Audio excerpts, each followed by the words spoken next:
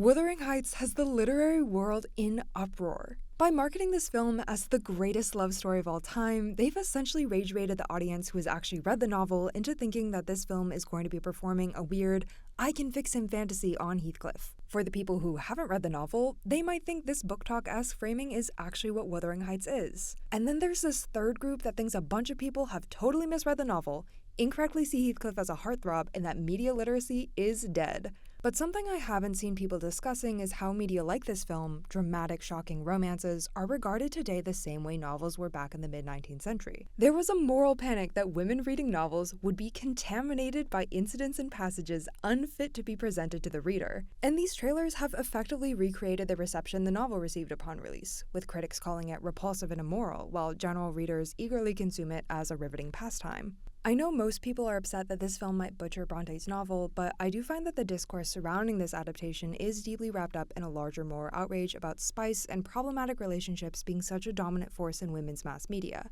But we'll just have to wait for the film to come out before we know whether, like the original novel, it's using its debauchery to say something.